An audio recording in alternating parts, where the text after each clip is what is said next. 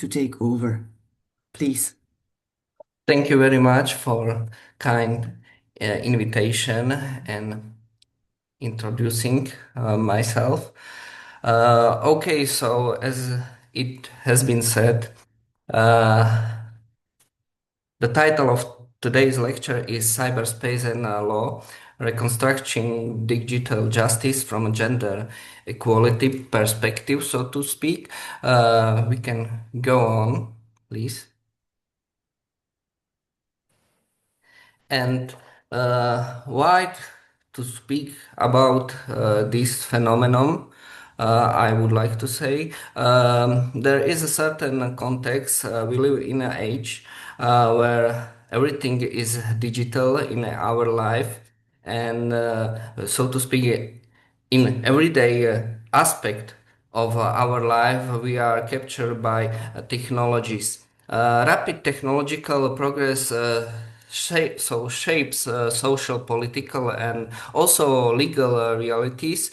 And I will also speak about some legal aspects of cyberspace and gender equality. And we can take digital space from the gender perspective by two sides. At first, it creates opportunity for gender activism, but it also creates some harms to women or girl. So this is a special focus we need to keep attention, and feminist theory provides us some tools, some methodology, and methods how to analyze this aspect, and also this sometimes positive and sometimes also negative phenomenon.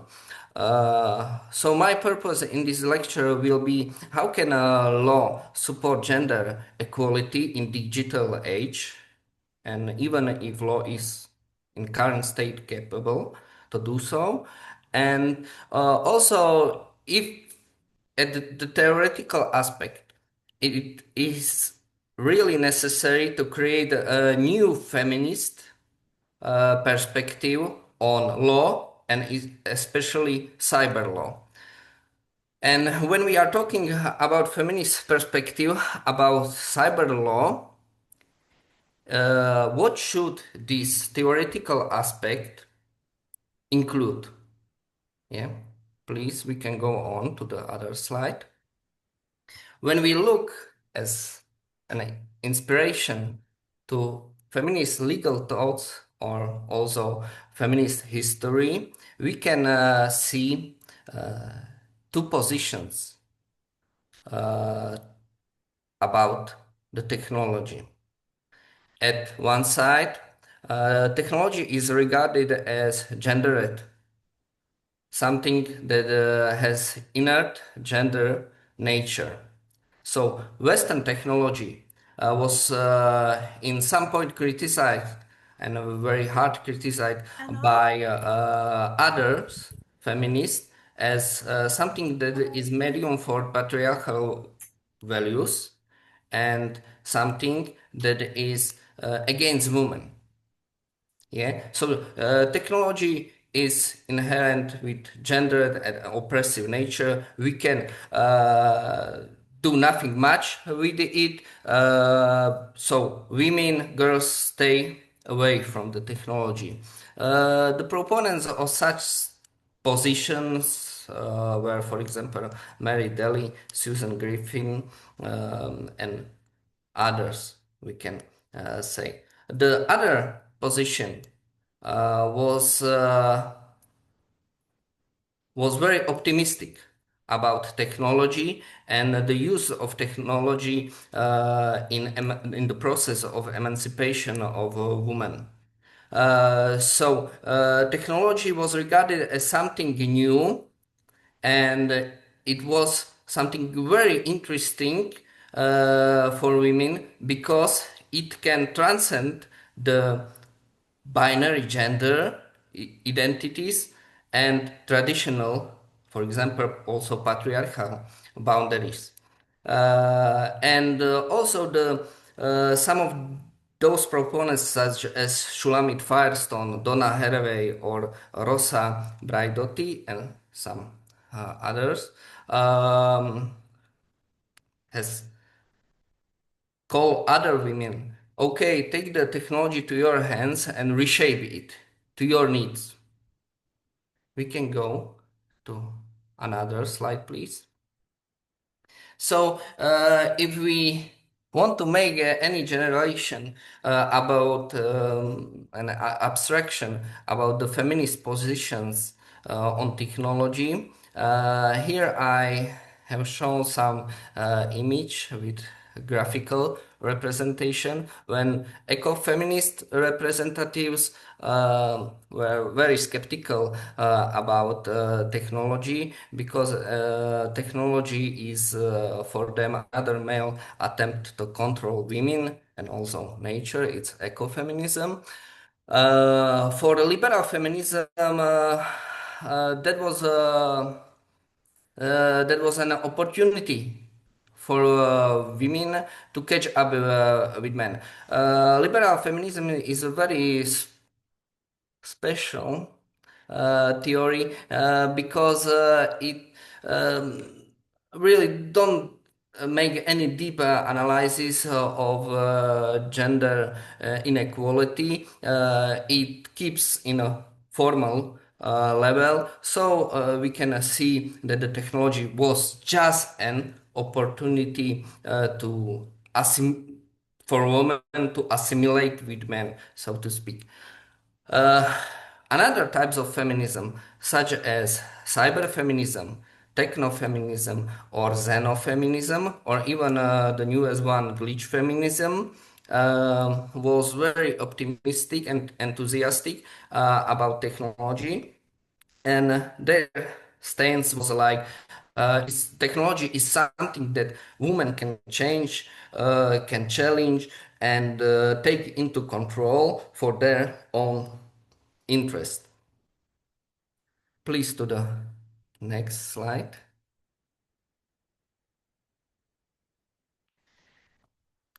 I have selected cyberfeminism as the most conceptually evolved feminist theory on technology.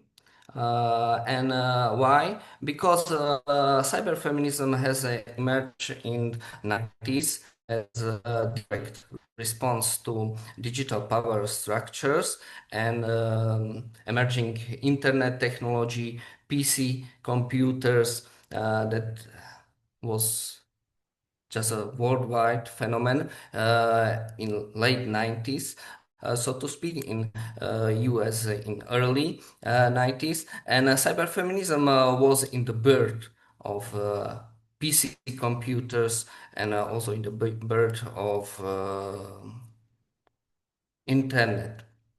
Cyberfeminism is a theory that makes intersection of feminist theory and technology, and it was highly inspired by Donna Haraway's cyborg feminism. Cyborg feminism is a very special feminism, so to speak. It's post-human feminism because it regards human beings, also women and girls, as cyborgs. Yeah? We are in a highly technologized society, not even natural person, but we are cyborgs. We are connected with the natural and also with the mechanic one.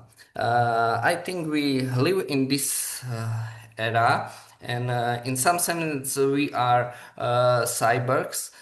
Because okay, we are natural beings, but in our pockets we carry our cell phones every time, and we are very dependent on what happens in the world Yeah, we are reading the newspaper. We are often disturbed by emails and other messages and so on and so on. In some sense, we are addicted to technology, and we need technology to develop our everyday life. Cyberfeminism main goal was a philosophical one and also theoretical one, very wide, to reconceptualize the gender and the technology and the intersection between gender and technology, and that means get rid of that old bias that technology is toy for boys. Yeah, technologies are toys for boys. Technologies are also for women. And cyberfeminism, as you can see, is very inclusive feminist perspective on technology, and also very optimistic. Yeah. And in late 90s, they tried to develop some sense of digital justice, cyber justice, yeah, and they tried to deconstruct the online power relationship. Please, relationships. Please to next slide. Thank you very much. Cyberfeminist idealization of Cyberspace was the result of a debate between two sides of cyberfeminism. One side was very optimistic about cyberspace, and they didn't want to regulate it. Yeah. They were very optimistic because they thought that cyberspace is a new field of freedom, new area of freedom, and women can drag themselves into that space, and it is in its nature a liberating space. Such thought you can read, you can see and think about it in books of Sadie Plant, because Sadie Plant argued that the digital culture and cyberspace has an inherently feminist character. Yeah, it's very networked, non-linear, and fluid. So for women, by its nature, it's uh, it's good. It can be very productive for women, and it can be shelter for women. So let's use it. I also put down at the bottom quote. Cyberspace presented itself as the higher level of a game which had always been determined to win control and heaven waiting to its users to a safe computer-generated world in which they could finally be free as their finest fantasies. So you can see there is a very uncritical concept of cyberspace. Please, next slide. But later on, other cyberfeminists such as Rosie Braidotti argues that cyberspace identifies current inequalities rather than neutralize them. So here it is. I would not say pessimistic uh, feminist view on cyberspace. Let's say a realistic or proactive approach to cyberspace, because cyberspace does not have its nature. Its nature depends on who, how make it. Yeah, and when women take it to their hands, it can be really the field of freedom, yeah, the area of freedom, the space of freedom, whatever you can say it. And there needs to be some activity from women to form cyberspace. Yeah. So this presumed that cyberspace needs to be regulated. But how to regulate it? Please, next slide. And there we come to the question, because when it comes to the regulation, we are not only in the field of some values, morality, ethics, but also on the field of law and legal theory, legal practice. So the question is there a theory that connects law, cyberspace, and feminism? Yeah, in jurisprudence, as a legal science, we have theory that connects law and also cyberspace, digital culture, and the newest digital technologies, AI, and so on. But if we have any theory of law in feminism, please, next.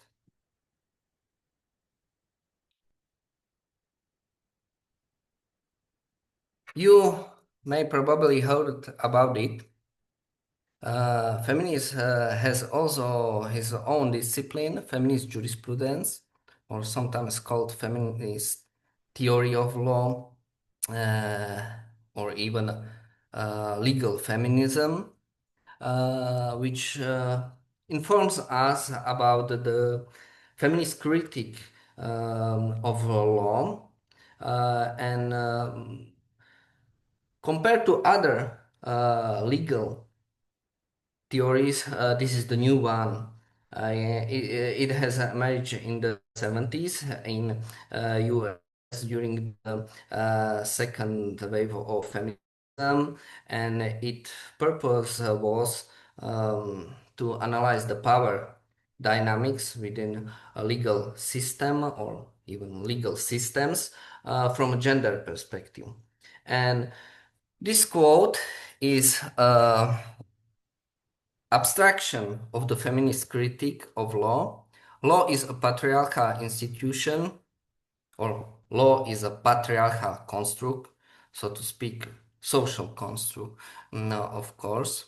And this conclusion was find out uh, thanks to the particular woman experience of the law, and thanks to the contextualist approach, because we lawyers most often use abstraction. Yeah, we very rare used some contextualist approach, but the feminist legal scholars at the beginning need to go to the level of subjectivity of women, and also about needs to talk about the very particular experience, in most cases very negative experience of women in law.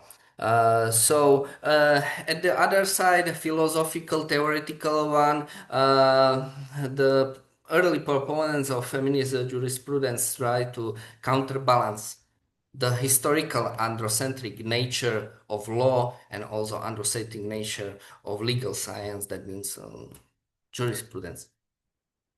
We can go to the other, and maybe I have present you skeptical feminist position, skeptical feminist view about the law, that we cannot use the law because it is patriarchal. Why we are speaking about the law to regulate cyberfeminism? Of course, or cyberspace, excuse me.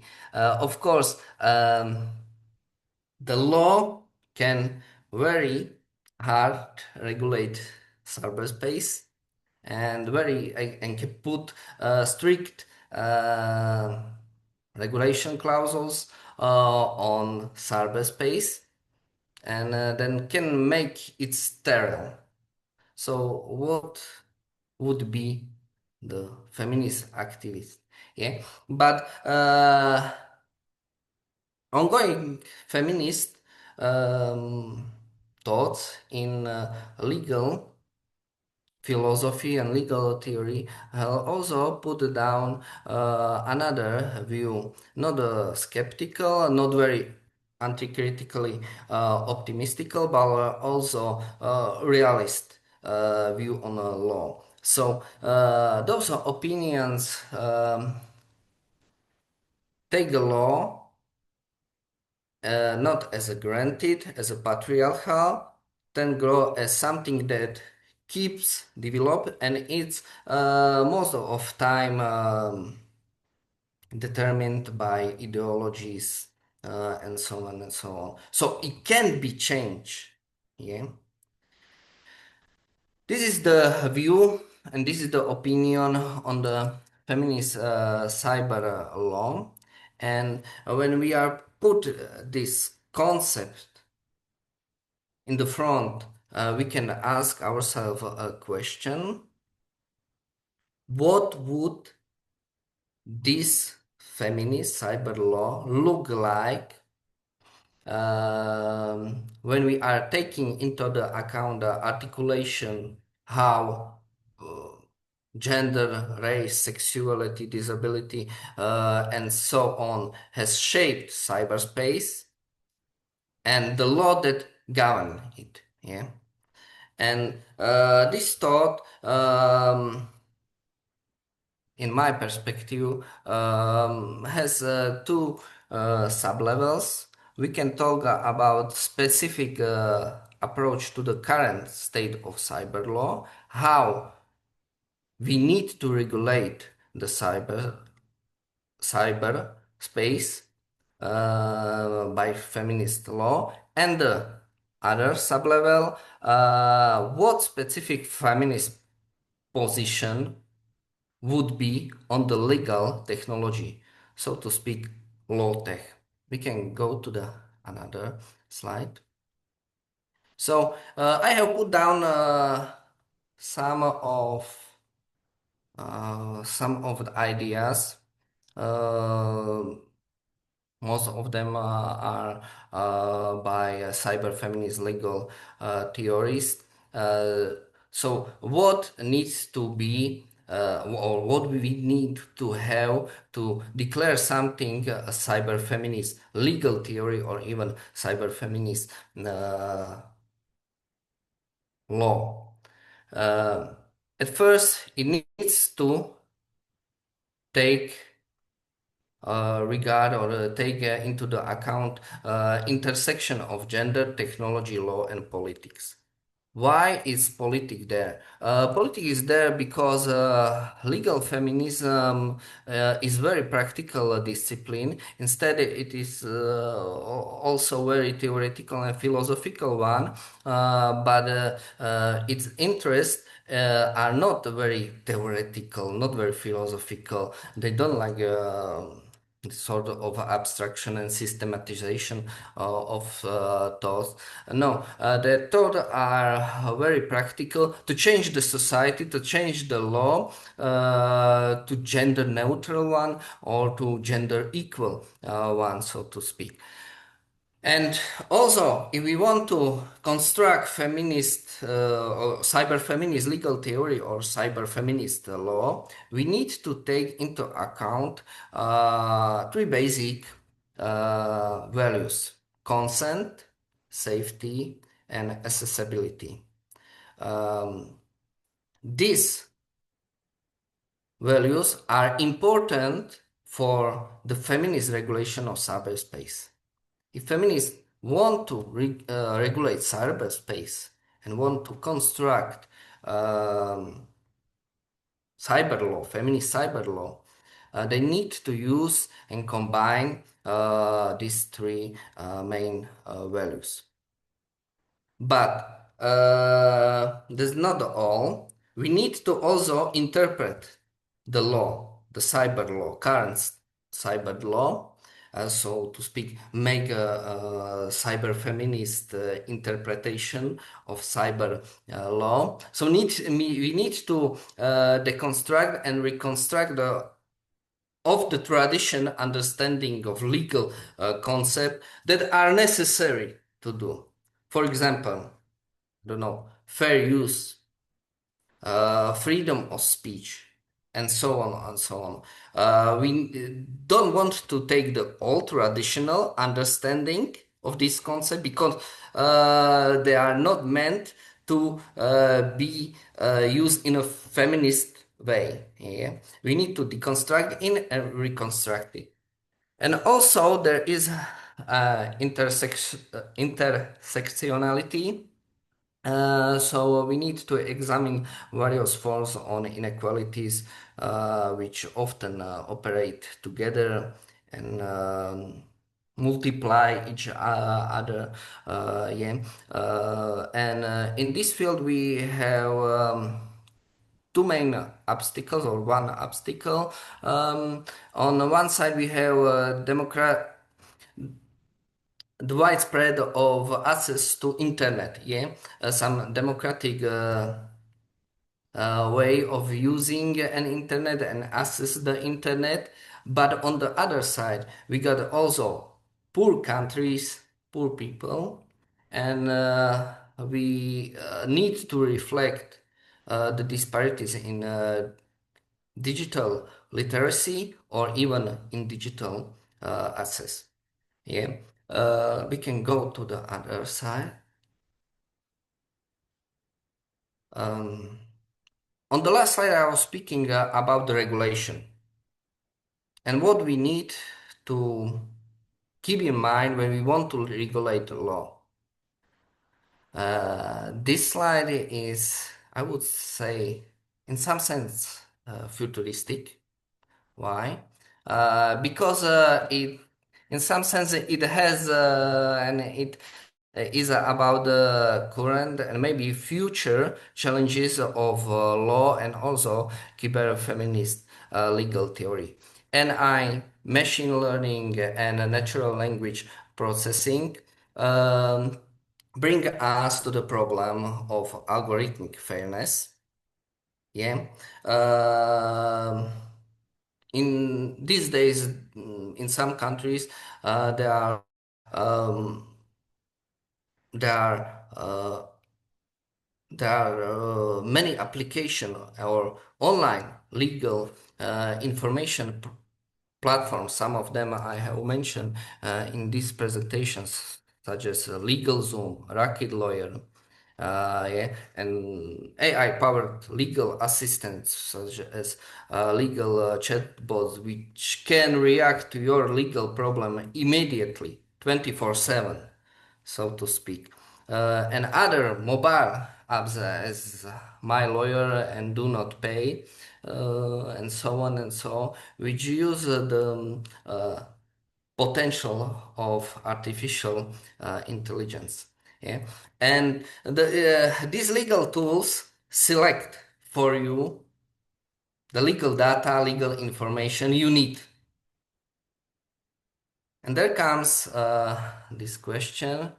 Okay, what or is there any criterion how should look like, how should work this algorithm? And this can be also very morally uh, very morally hazardous way to use and develop this technology. And second problem is not just the algorithm but also data. The algorithm selects some data for us, but the data and feminist is right about them are inherently biased. Yeah, the data aren't neutral. Who created the data? The data was created by us as people. Yeah, and why we are talking about feminism and gender equality, we are talking about these issues because we live in a society that is not ideal. Yeah, so the data aren't ideal even. So data are inherently biased, so gathering, choosing, assessing, sharing specific data may support the maintenance and function of particular power structures in society. Yeah, the selection of data can reproduce prejudices, biases, and so on and so on and so on. And this is a big opportunity for data feminism, in my point of view. Why? Because data feminism creates methods that select or can produce fair data, yeah, fair data and just data. Another, and this is the last note of my presentation, posthumanist challenges to law. These challenges are philosophical one and futurical one, maybe, who knows? Um, because in even in legal science there is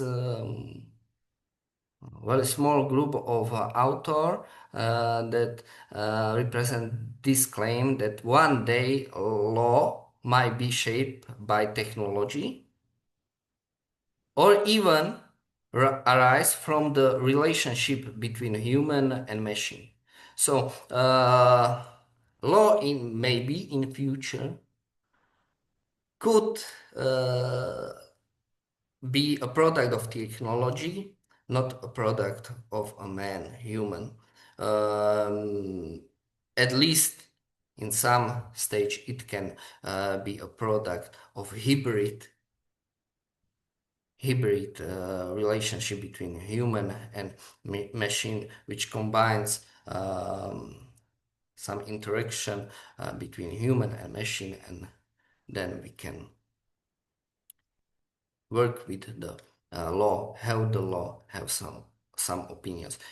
It's also about data. It's also about algorithm. Yeah, it's also about effectivity.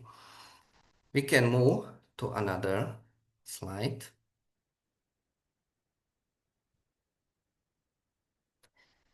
Yeah, as I have mentioned at the beginning, the cyberspace is also a space for feminist activism. And this is maybe a question for me as a lawyer and for other lawyers.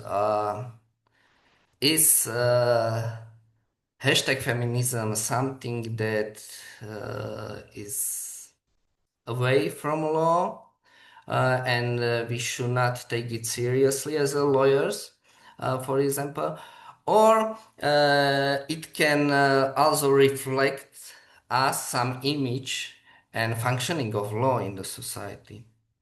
I regard hashtag feminism as a mirror that builds image of law on social media. I have selected not all hashtag, but social media can be platform to share gender inequalities, and in some of these hashtags, most of them, you can see the law. The law is more or less linked with some of these hashtag, and my favorite one I have put down at the end. Value survivors, no, yes, indicates concern that a skeptical attitude toward the testimonies of victims of sexual offenses or gender-based violence continues to persist in society and institutions. Yeah. It is something that maybe does not have much do with the legislation, but it's something that has much to do with the practice of law.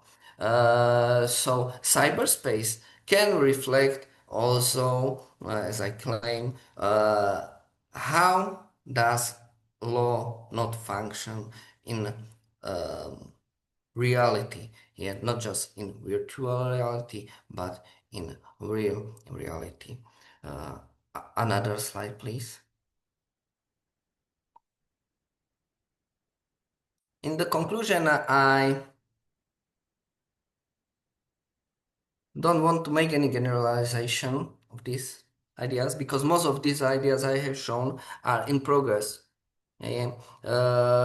So in conclusion, I have or I am trying to sketch some ideas for future. What we should do to eliminate the gender bias in digital space. From a legal perspective and from the perspective of legal feminism, it is good to have a theory. Yeah, legal feminism was built to have a theory. It's good to have a practice. It's good to have activity. It's good to gain some practical goals, but it's even better when you are backed by some theory. Empirical data are important, yeah, but most of these data are shown as current state. They are not normative. Yeah. They don't solve the problem. They are not talking to us how we can solve the problem. So there is nothing as practical as a good theory. Another my point is law or legislation alone is not enough. If we have law, legislation, if we have codes, if we have something gain in a positive law of country, in legal system, it is not the solution of the problem. Yeah, as many legal feminists have shown, law is a good thing. I mean, legislation, positive law is a good thing, uh, but it's not the only thing. Yeah, we need to make other social same changes in economy, in psychology, and so on and so on and so on. Another my point is catch up and stick to technological innovation because the cyberspace and digital culture and also digital technologies are developing in a rapid way, in a rapid speed. So we need to stick to this development, and we need to take some points, some maybe critical, maybe also normative points, how to reflect this development, how change it for the women and girls, for example. Even as I have mentioned there, the law often falls behind in terms of regulation. Yeah? The technological development is much more faster than legal regulation. Next slide, the last one, please. And another way is take an inspiration from recent feminist theories about the technology. Of course, I have mentioned there xenofeminism and also glitch feminism. Xenofeminism is very interesting feminist theory. And also it has a very controversial claims. It keeps being very open and optimistic about the technology, and also very optimistic about the process of acceleration. So we need to open the door to technological development and try to support it as much as possible. Yeah, and this can also bring the alienation.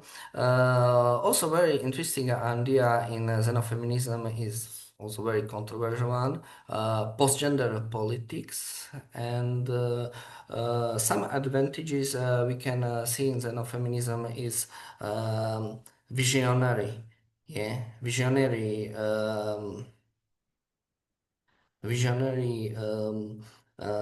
feminist thinking, yeah, oriented on the future, maybe ideal future. But we need to predict some of the development.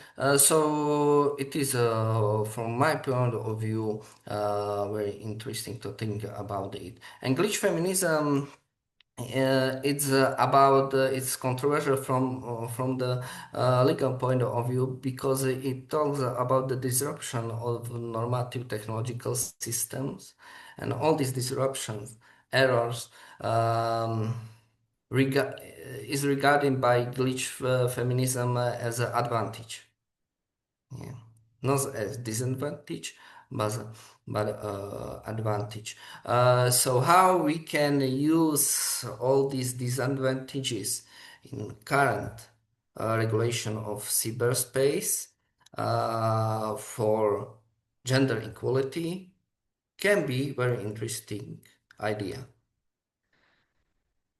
To the last slide, and this one is the.